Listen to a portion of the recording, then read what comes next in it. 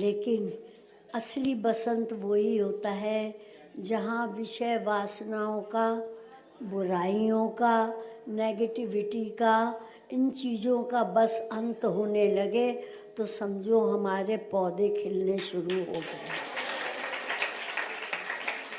हाँ, जब भी पौधे खिलते हैं, जब अच्छा मौसम आता है, उनको खाद मिलती है, पानी मिलता है, लकड़ी का सहारा मिलता है, तो वो पौधे खिल के तैयार हो जाते हैं। इसी तरह हम देखते हैं कि ये हमारे भी गुरु माँ के लगाया हुआ बीज आज बाग बन के खिला हुआ है। हो गया हमारा बस अंत हो गया, बस अंत हो गया। तो यही बातें रखनी चाहिए लाइफ में कि अगर बसंत जैसे खिलना है तो हमें अपने जो बताते हैं हर रोज़ शत्रुओं पे विजय प्राप्त करनी चाहिए।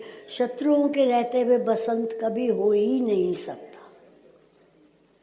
हर चीज़ में खुश रहने की आदत बनाओ।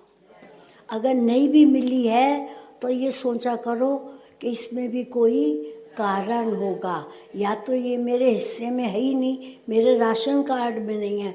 जिस दिन ये सोच लोगे उस दिन तुम्हारी डिमांड कम होके खुश रहने की आदत बन जाएगी कि ये मेरे राशन कार्ड में नहीं है। तो ऐसा विचार रखना चाहिए, विजय प्राप्त करनी चाहिए और संसार में, घर में अपनी वाणी को स्वस्थ रखना चाहिए। ठीक है? नहीं, जरा बीमार करके देखो। बीमार वाणी होती है जो अलपल बोलती रहती है, जो क्रोध में ज़्यादा रहती है, जो तीखा ज़्यादा बोलती है, या जो बात को काटती ज़्यादा है, वो वाणी बीमार होती है। और स्वस्थ वाणी क्या होती है? एक तो वो शुद्ध होती है। शुद्ध मीन्स अच्छी होती है। कहते हैं ना कि सच बोलो, मीठा बोलो और कम बोलो। स्वस्थ वाणी के ये 3 लक्षण हैं कि सच बोलो, सच्चाई से बोलो, जो भी बोलो सच बोलो, उसमें मिलावट और झूठ ना हो कि अंदर कुछ है ऊपर कुछ है। ऐसा नहीं बोलना चाहिए, सच बोलना चाहिए, सच्चाई। लेकिन सच भी बोलने का तरीका होता है, उसको सुंदर तरीके से सच को बोलते हैं, वो बोला हुआ सच मान लिया जाता है। एक सच को तुम तीखे तरीके से बोलो, देखो कोई भी नहीं मानेगा, रादर आपस में रिफ्ट हो जाएगी। ये बहुत इम्पोर्टेंट बात है, इसको सिर्फ शब्दों से मत सुनो कि स्वस्थ वाणी बनाने के लिए सच बोलना है, लेकिन सच बड़ी मिठास के साथ कायदे से बोलना है। कोई एक अंधा खड़ा है सड़क पे, अंधा, आँखें नहीं है जिसकी, और तुम जाके कहोगे ए अंधे, यहाँ मरने को खड़ा है क्या? अभी भी कोई ट्रैफिक होगा, कोई गाड़ी आएगी, मर जाएगा, एक तरफ को हो जा पटड़ी पे। बात तो तुमने सही कही है कि वो अंधा ही है, बीच में खड़ा है, वो मरेगा। अगर ऐसे खड़ा रहेगा तो टक्कर भी हो जाएगी। तुमने सच कहा है, लेकिन तुमने बड़े कुरूप तरीके से कहा। सच्चाई तो कही, लेकिन बड़ी गंदे तरीके से कही। यही जो अच्छा होता है, जिसकी वाणी सिमरी भी होती है, वो ये कहता है सूरदास जी यहाँ ना खड़े हो, मैं आपको पटड़ी पार कर देता हूँ, आपने कहाँ जाना है, यहाँ तो एक्सीडेंट हो जाएगा।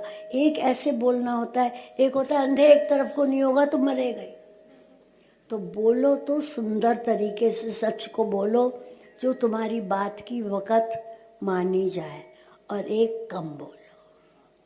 जितनी ज़रूरत हो तराजू में उतना ही रखते हो ना। 1 किलो की ज़रूरत है तो 1 किलो रखते हो, 2 रख के तो नहीं दे देता है दुकान वाला। एक कम थोड़ा बोलना चाहिए। कम बोलने का मतलब ये है कि हर बात में टांग नहीं अड़ानी चाहिए। वाणी को स्वस्थ बनाओ, सुंदर बनाओ, खिली हुई बनाओ, जब भी वो बसंती कहलाएगी। समझ रहे हो? तो वाणी का बहुत शुद्ध होना घर गृहस्थी में, संसार में बहुत ज़रूरी होता है। एक वाणी हृदय को कोई एक शब्द दिल में उतर जाते हैं, एक शब्द एक वाणी दिल में उतर जाती है और एक शब्द दिल से उतर जाते हैं। तो दिल से ना उतरे ऐसे शब्द इस तरह यूज़ ना करो, ट्यूनिंग करो वाणी की, जो कि घर में सुनने वाले को भी मज़ा आए कि अरे वाह, अरे वाह। समझ रहे हो? तो स्वस्थ वाणी रखोगे तो बसंत जल्दी खिलेगा। अच्छा नेगेटिविटी नहीं सोचोगे, बसंत जल्दी खिलेगा, अच्छा खिलेगा। अपनी शत्रुओं पे विजय रखोगे तो हर हर महादेव भाई। तो बसंत का अंत मतलब ही यही है कि खिले खिले हो जाओ। काय में? संसार में नहीं, सत्संग के खिले खिले फूलों की तरह स्वस्थ। एक वाणी पे एग्जाम्पल दिया है, ये तो सब पे ही है कि जब तुम स्वस्थ रहोगे तो खिले खिले रहोगे, अच्छे लगोगे, और अस्वस्थ तो नहीं अच्छा होता है। समझ रहे हो? तो प्रेमियों, कर दिया हमने काय का? बुराइयों का। हमने संसार का किया। तुम ये नहीं कह सकते कि हमने संसार का अंत कर दिया, क्योंकि अभी वहाँ नहीं पहुँचे हो वहाँ तक। हम अंत करे बैठे हैं, लेकिन तुम बुराइयाँ और नेगेटिविटी का अंत करते रहोगे तो असली बसंत हो जाएगा। तो एक लाइन क्या गाएंगे? ज्ञान को पाकर हर योगी मस्ताना होता है। ज्ञान को पाकर हर योगी मस्ताना होता है। हर गमों से, हर फिक्रों से न्यारा होता है। ज्ञान को पाकर हर योगी मस्ताना होता है। हर गमों से, हर फिक्रों से न्यारा होता है। ज्ञान को पाकर हर योगी मस्ताना होता है। हर गमों से, हर फिक्रों से न्यारा होता है।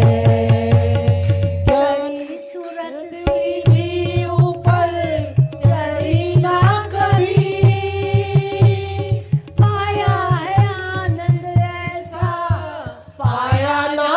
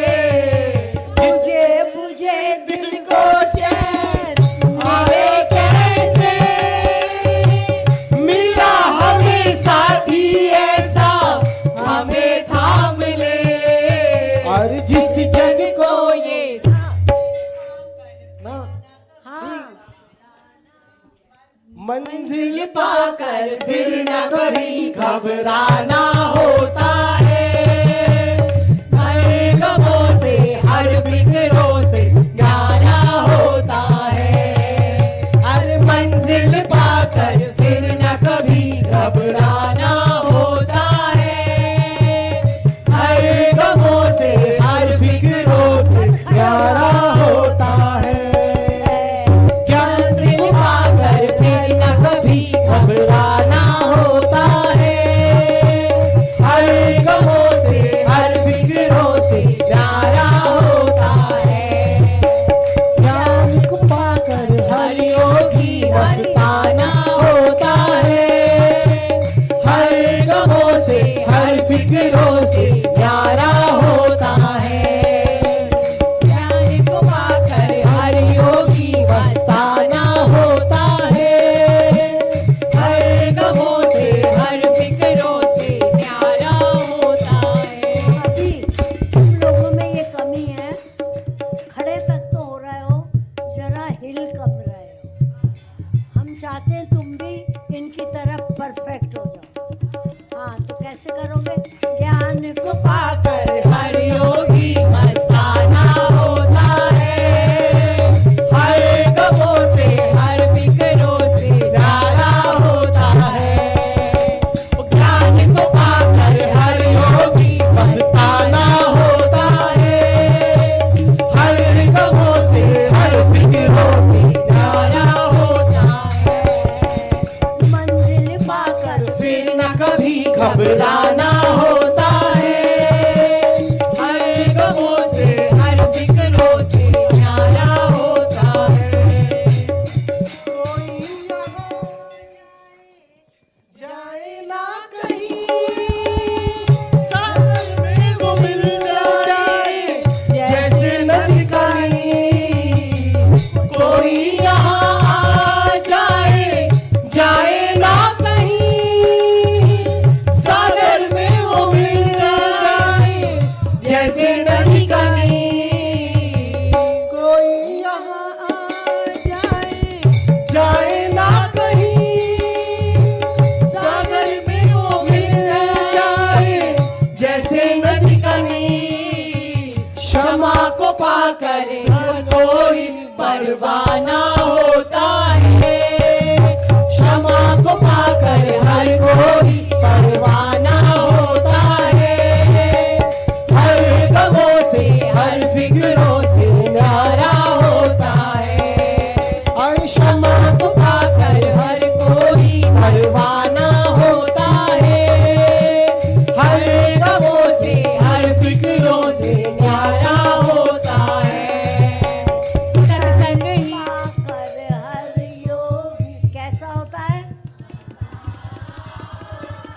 हाँ जी, सत्संग ही फिर उनका एक ठिकाना होता है। और सत्संग ही फिर उनका एक ठिकाना होता है, हर गमों से हर फिक्रों से न्यारा होता है।